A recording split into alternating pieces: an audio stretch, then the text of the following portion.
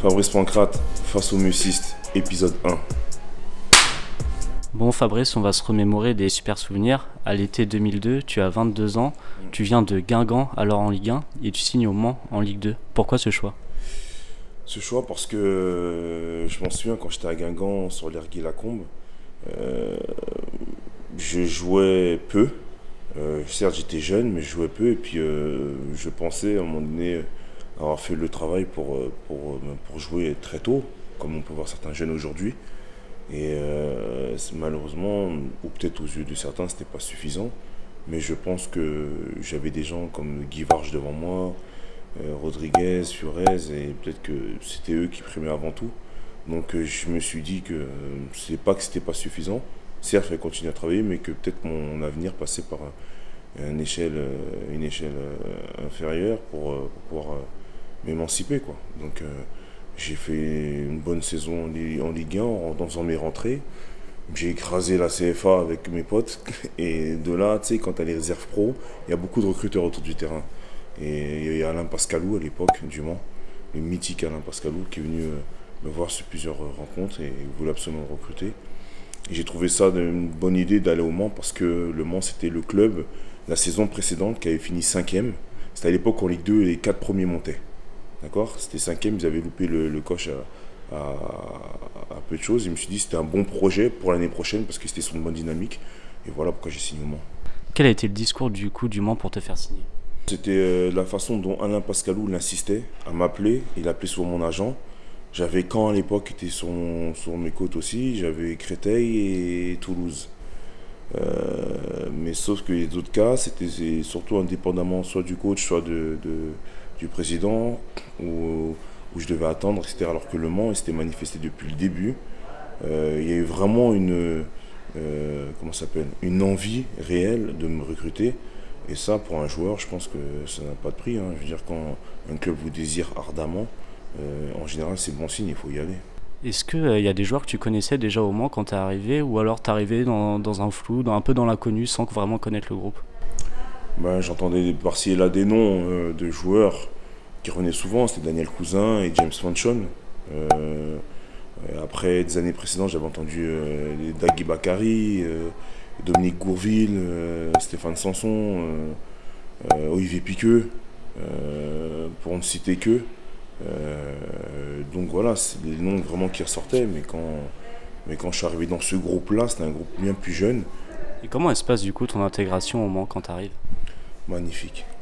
Franchement, on avait un groupe extraordinaire. Je suis arrivé, et puis moi je suis facile d'adaptation. Chambreur, je déconne à chaque fois. Je suis arrivé, groupe jeune, on était entre 20 et 24 ans, je crois, encadré par certains anciens comme Perlade, Seldran, Pédémas, des bons anciens. D'ailleurs, je leur passe un petit coucou parce que il n'y a pas mieux. On délirait bien qu'eux, ils savaient nous entourer. Eddie Capron aussi qui avait d'après.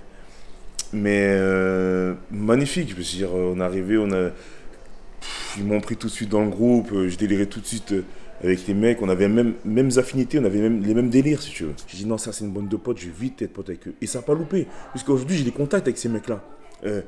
Pour moi, dans ma carrière, je te parle, quand je dis ça, j'ai des frissons, c'est des mecs qui ont compté dans ma vie, dans ma carrière, dans ma vie. On était au quartier du 6 septembre. Ils se reconnaîtront les mecs, derrière la gare. Il y avait Yohan Pelé, il y avait Sekou Baradji, il y avait Johan Hocker, il y avait, comment ça s'appelle, Laurent Bonnard. On était plusieurs dans le quartier. Et on appelait ça Melrose Place à l'époque. C'était un vrai délire. Et Le Mans reste dans ma tête, dans mon cœur, dans mon esprit, le club par lequel je devais passer pour atteindre mes objectifs. Et surtout que tu fais une super saison quand tu arrives en Ligue 2.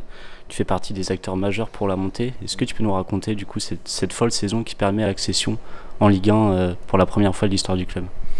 Déjà quand j'arrive, moi, même si j'ai pas beaucoup joué en Ligue 1, j'arrive tout de même avec un jeune issu d'un club de Ligue 1 en Ligue 2. Donc dans ma tête, je m'étais mis une pression personnelle de manière à faire mes preuves et de montrer aux gens ce que je valais.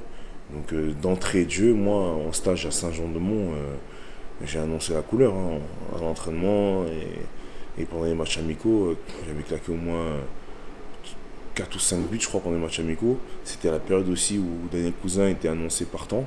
Et finalement, le président avait insisté pour qu'il reste, Peramayou à l'époque, très bon président que je salue au passage et que j'aime beaucoup, pour qu'il puisse rester et aider l'équipe à monter. La suite, on la connaît.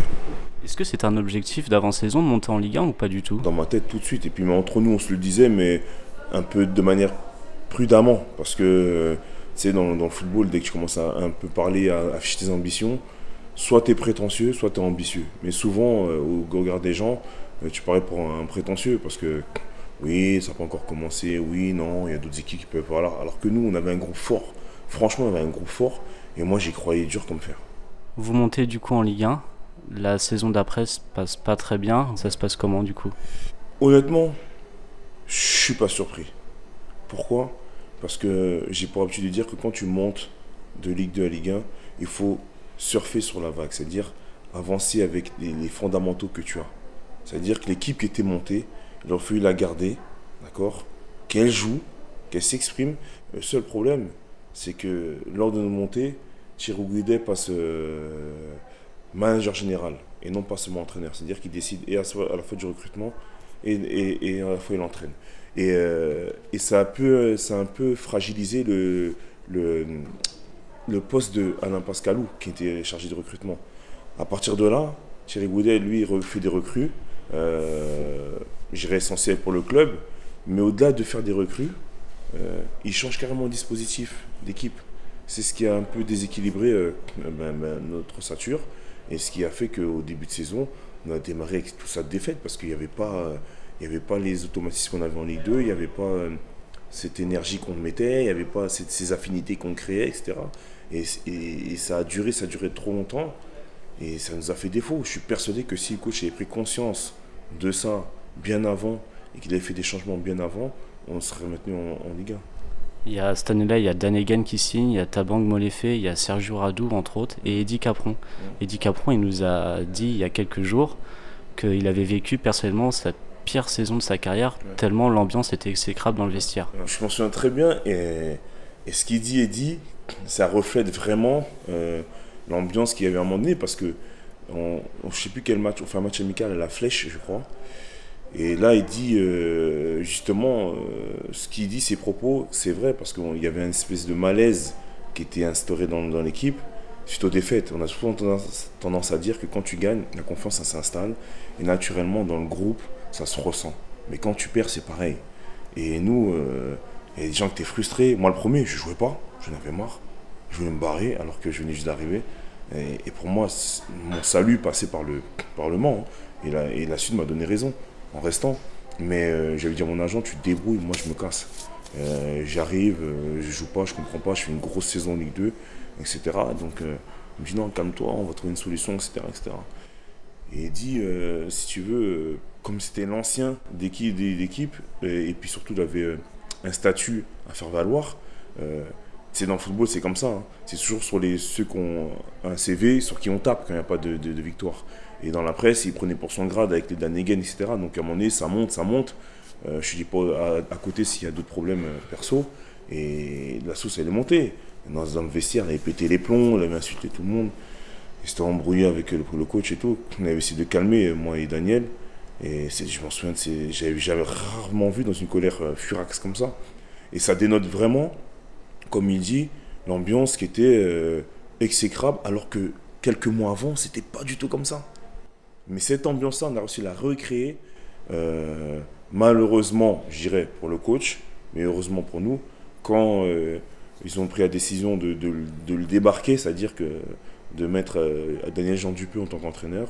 Et lui était un peu en retrait, genre directeur sportif ou conseiller du président, mais voilà. Et on a essayé tant bien que mal de recréer ça. On a réussi à le recréer, mais malheureusement, on avait pris trop de retard pour nous sauver. Est-ce que Le Mans, du coup, en montant en Ligue 1, a pas eu peut-être la folie des grandeurs? Mais je sais qu'il y a une petite enflammade quand même, parce qu'on a vécu une belle saison en Ligue 2, première montée en Ligue 1 historique du club, et ça sera à jamais dans les mémoires des gens. Pourquoi je dis ça? Parce que Noël Paramayou, qui était le président en date, nous, c'était notre président. Noël Paramayu, on l'aimait, mais tout le groupe, hein, de fou. Et puis on revient des vacances, on suit un peu la presse, oh, il est débarqué. On monte en Ligue 1, il est débarqué. Quelque chose qu'on ne comprend pas. Normalement, tu as fait la montée avec ton groupe. Enfin, tu es le président en date. Tu montes en Ligue 1, tu prends la suite. On a vite compris après qu'il y a eu un complot politique ou administratif, ce que tu veux, qui fait qu'il a été débarqué dans le conseil d'administration. Et son siège, et voilà, il a été éjecté. Et puis le Garda a pris la suite derrière en tant que président. Et je dirais que c'est peut-être ce signe aussi là qui a montré que le club s'est un petit peu enflammé. Il n'était pas assez bling-bling, Paramayu, pour être président d'un club de Ligue 1? Non, justement, c'est même pas qu'ils sont bling-bling. Lui, c'était. Je sais pas pour quelle raison. Et encore, ça reste un flou pour moi, mais je peux deviner. Hein, parce que c'est simple, quand tu montes en Ligue 1, tu es exposé.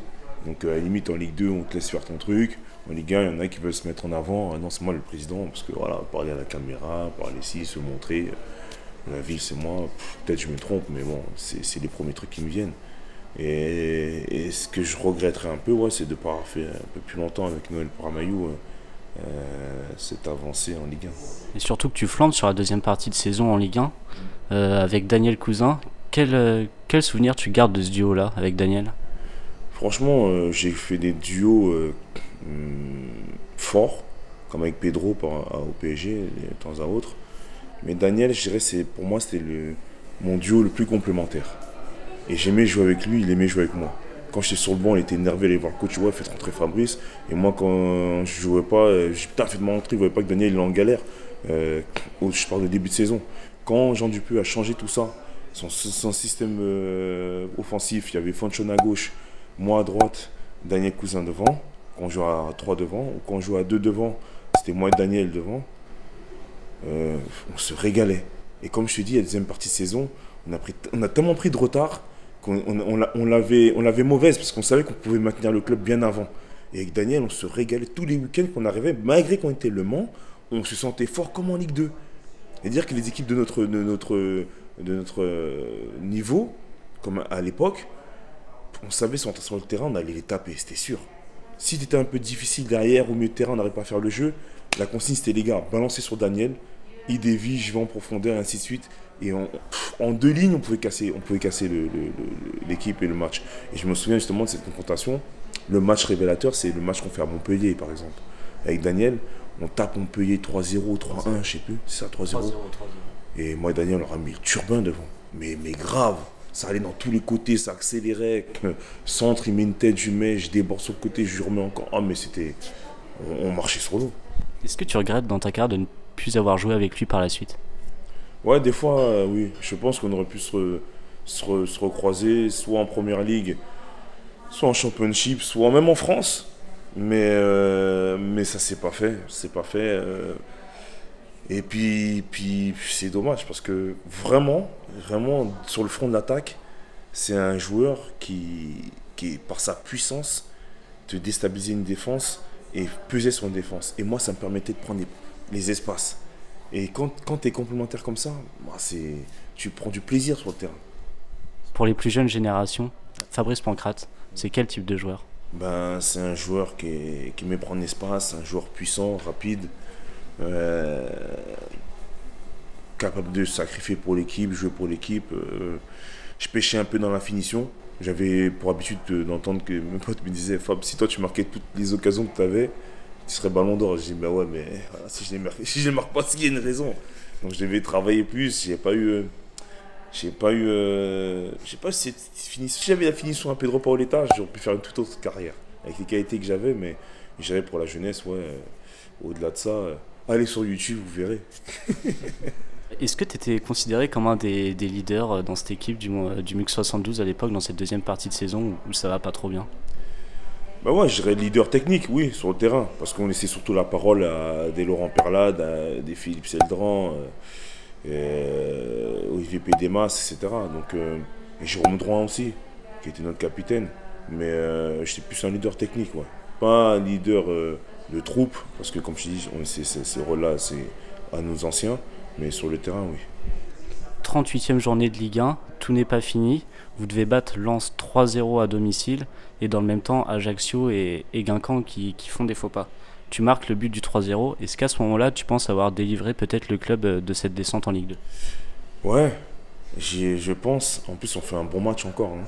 Mais le seul problème, c'est que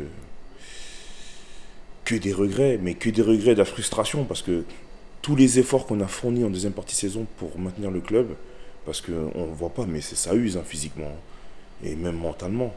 Et tu dis, putain, on a fait le boulot, on a fait en fin de saison ce qu'on n'était pas capable de faire en début de saison. C'est pas sur ce dernier match là qu'on a des regrets. On fait le boulot, mais sur ce dernier match, c'est les matchs d'avant qu'on se dit, putain, mais tu peux pas revenir en arrière. Et ça te fait chier, parce que tu vois le scénario, tu dois gagner par 3-0, 3 buts d'écart. Tu le fais contre Lens. Tu l'as pas fait contre Saint-Brieuc ou je sais pas qui, hein. Contre Lens. Le RC Lens qu'on connaît, les Haruna Dindan et compagnie, voilà. Tu le fais et puis malgré ça, mais tu ne maintiens pas. C'était comment l'ambiance dans le vestiaire du coup à la fin du coup d'envoi? On était dépités, on était déçus, dépités parce qu'on ne voulait pas revenir en Ligue 2. C'est pas faire offense à la Ligue 2, mais on avait fait tellement d'efforts. On se souvenait de la première montée historique, les soirées qu'on avait fait après en boîte. Tout le monde était. Il y avait union commune, tout le monde était dans le bon délire. On s'est dit, voilà, on a fait le plus dur maintenant à nous de rester en Ligue 1, parce que la Ligue 1, c'est l'Eldorado, c'est la cerise sur le gâteau, c'est ce que tout le monde veut. C'est l'élite. Donc la Ligue 2, c'est pas qu'on n'aime pas, mais t'as plus envie de retourner. Tu vois, c'est comme si demain, on te met, je sais pas moi, Claudia Schiffer devant toi et on te met Ugly Betty en dessous. Attends, quand t'as goûté à Claudia Schiffer, t'as plus envie de redescendre avec Ugly Betty. Mais c'était une frustration, j'en suis, on n'avait pas de mots dans le vestiaire. C'était bon, le rôle du coach d'essayer de nous mobiliser, de dire qu'on avait fait un bon match, etc. Bon, c'est comme ça, mais tu peux dire ce qu'on veut. Moi, je m'en souviens, moi, j'étais dans le flou total. J'avais signé 4 ans, je dis, mais mon avenir, ça va être quoi? J'ai bien fini la saison, j'ai fait une grosse saison en Ligue 2, mais concrètement, les contacts et tout, les clubs, et ça sonnait pas encore le téléphone. J'ai dit, moi, je veux rester en Ligue 1, je veux pas aller en Ligue 2. J'ai dit, non, c'est terminé, j'ai pas envie. Et en plus, avant d'arriver au Mans, j'avais pas fait beaucoup d'années de Ligue 2, moi. J'arrive de Mans-Cuso, certes, j'ai fait quelques matchs en Ligue 2. Mais après, je suis arrivé à Guingamp, bam, j'ai commencé à tâter la Ligue 1. Et comme j'ai déjà tâté la Ligue 1 déjà à Guingamp, ça donnait envie de rester. C'est un effort personnel de redescendre en Ligue 2 pour dire bien remonter. Ce que j'ai fait avec le Mans, tu dois redescendre derrière, putain. Comme si je voyais un coup de massue, je dis, putain, tu fais ça, c'est pas bon. Et voilà, on part en vacances. Je m'en souviens, j'étais encore avec Kylian Pelé, avec Frédéric Thomas, dans le sud. Il y a un concours de e-sport à la FIFA à Monaco. Et on se regarde, on discute, on dit putain, on va faire quoi? On veut rester en Ligue 1, mais ce téléphone ne sonne pas. Et puis après, je sais pas si c'était la période de quoi, le téléphone commence à sonner, bam, Toulouse qui s'est maintenu, eux, ils te veulent. Je dis, oh putain, j'ai mon agent, dépêche-toi, dis à Toulouse, c'est bon. Le président de Garda, il veut rien savoir. Non. Dans le même temps, Frédéric Thomas, c'était quel club? Un club de Ligue 1 aussi, je sais plus lequel, je vais pas dire de bêtises, je crois que c'était Lens qui le voulait aussi. Lens ou Metz à l'époque. Putain, le gardien dit non, personne ne bouge, on va remonter, on gagne une équipe et tout, personne ne bouge. Je dis, moi je veux rien savoir, je vais bouger. Il a tout bloqué. Toulouse est parti, elle s'est tombée et j'étais comme un fou. Quelques semaines plus tard, tu signes au PSG. Le transfert se fait 15 minutes avant la fin de la clôture du mercato. Raconte-nous. C'est ça, c'est que moi, après Toulouse, je rentre chez moi et à l'entraînement, je m'entraîne, mais j'ai pas la tête à ça. Après, je vois mon agent d'époque. Franck Bellassène et Patrick Joannin. Il m'appelle et me dit écoute, il y a un PSG qui te veut. Je dis arrête tes conneries, arrête de faire des farces et tout. Moi je passe de Toulouse à PSG. Je dis, Ligue des Champions. Ouais, je dis arrête tes conneries, c'est bon. Enfin après je suis sérieux, t'enflamme pas, laisse-moi gérer. Vaïd Ayouzou vient de m'appeler, il te veut, c'est toi sa priorité. J'ai dit mais comment ça? Oui, ils font la Ligue des Champions, ils doublent les postes, ils te veulent en tant que doublure de Furez. En plus, il a eu Michel Vaudor. Mike Vaudor, l'ostéopathe, qui était aussi notre ostéopathe au Mans, figure-toi, et il était ostéopathe du PSG. Donc Mike Vaudor, il dit à Vaïd, prends-le les yeux fermés. C'était ma garantie, Mike. Et d'ailleurs, un bisou à toi, Mike, je t'ai pas oublié. Et là, depuis, Vaïd a dit, ah ouais. Il y avait Achille Emana qui était dans la danse, il y avait moi et un étranger. Dès que Mike Vaudor l'a dit à Vaïd, tu le prends, C'est sûr, garanti sûr. Bon mec, bon joueur. Vaïd, lui, il a une fois quelque chose en tête, c'est fini. Il a dit, je veux Pancrate. Putain, tu m'as pas dit 2 fois. Quand il m'a dit ça, mon agent, j'étais là au bord du terrain, j'avais des larmes aux yeux. Je dis, mais non, putain, j'attendais ça depuis longtemps. Et les mecs, ils jouaient. Moi, je m'étais auto-exclu pour pas me blesser, etc. Je voulais pas faire les matchs amicaux. Et là, quand il m'a dit, t'inquiète pas, ne t'enflamme pas, laisse-moi gérer. Et là, c'est rentré une grosse guerre avec le club. Oh là là, laisse tomber. Je me suis pas entraîné. J'ai séché certains entraînements. Après, il me dit non, tu partiras pas. Nana. J'ai dit, mais président, vous êtes fou, quoi. Paris Saint-Germain, déjà Toulouse, mais refusé par Saint-Germain. Je dis, ouais, c'est sur mon maillot. Et j'étais encore sous contrat. Il me dit, non, t'es sous contrat. Je dis, mais vous savez pas d'où je viens. Je sais pas d'où je viens. Après, j'ai fait tout ça d'efforts pour ça. J'ai le train, quand il passe une fois, il faut monter dedans. Il repassera pas 2 fois. Ouais, mais non, tu bougeras pas. À un moment donné, j'ai dit, mais soit il fait exprès, soit il est fou. J'ai dit, attends, tu me dis Le Mans, Paris Saint-Germain? Mais là, c'est l'Everest, mon pote. J'ai dit, carrément, j'ai pris un deltaplane pour monter. Et là, il démord pas. J'ai dit, alors là, c'est la guerre. Je suis rentré au vestiaire, j'ai pris mes affaires, j'ai vidé mon casier, je me suis paré. Je suis rentré chez moi, Villepinte, ma ville d'enfance, dans 93, et j'ai attendu. Mon agent me dit, tu fais quoi? Je dis, non, je bouge pas, je m'en fous. On part, tu te démerdes avec eux, moi je reste pas. Il me dit, écoute, laisse-moi gérer, je vois tout. Donc moi, pour mettre en porte-à-faux, genre mon médecin aussi, il me fait un arrêt de travail, tranquille. Pas de dépression, mais genre stress, machin, si tu veux, mal de ventre. Je sais plus ce que j'avais sorti comme invention. Et pendant une semaine, je crois, ils me voient pas. Ils me prenaient pas au sérieux. Ils vont en stage, ouais, faut que tu reviennes. Je vais pas en stage, je vous ai dit. Je suis pas en stage. Et je m'entraînais quand même à côté. Hein. Je faisais pas le fou, hein, parce que bon, je m'entraînais tout seul, certes, mais voilà. Et puis après, des choses s'apaisent. Et c'est Alain Roche, directeur sportif du PSG à l'époque, et Moumout, Michel Moutier, pardon, qui me dit Fab, il faut que tu rentres. On va gérer le problème avec le président, etc. T'inquiète pas. Et de là, je suis rentré, j'ai apaisé les choses. J'ai intégré le stage, mais toujours un peu à l'écart. Et puis dans les dernières secondes du mercato, ils ne voulaient rien savoir encore. Donc j'ai remis une soupape. Et puis à la fin, j'ai fini par partir. Est-ce que tu peux, avec du recul, quand même dire que Le Mans, ça a été finalement peut-être le meilleur choix de ta carrière? Mais moi, sans hésiter, et depuis le début, quand je signe au Mans, je suis persuadé que c'est mon tremplin idéal. Ça, j'ai même pas de doute là-dessus. Le Mans reste dans ma tête, dans mon cœur, dans mon esprit, le club par lequel je devais passer pour atteindre mes objectifs. Et si tu regardes bien la carrière de ce club-là, tous les joueurs qui y sont passés ont fini en Ligue 1 dans des bons clubs. Tous. Gervinho, comment il s'appelle, Demelo, Daniel Cousin, moi, Drogba, Laurent Bonnard, Romaric, Fred Thomas. Tiens, en parlant de Fred Thomas, il a un petit message pour toi, Fred Thomas. Mon ami Pancrate, comment t'as pu faire une carrière telle que t'as fait en allant toujours tout droit? C'est extraordinaire. T'es un génie. T'es mon génie. Il est con, lui. Alors, mais j'aurais peut-être qu'aller tout droit, c'était à la mode. Non, disons que ils aimaient trop me chambrer là-dessus. Ouais, tu cours tout droit, lève la tête, tac, tac. Mais moi, mon côté droit, c'était mon truc. C'est-à-dire que je n'y regardais ni à gauche, ni à gauche et ni à gauche. J'éminais mon défenseur, tac, j'allais centrer. Mais c'est vrai qu'il me caractérisait comme ça parce que mon jeu, c'était, une fois que je poussais le ballon, je traçais, quoi, c'est tout.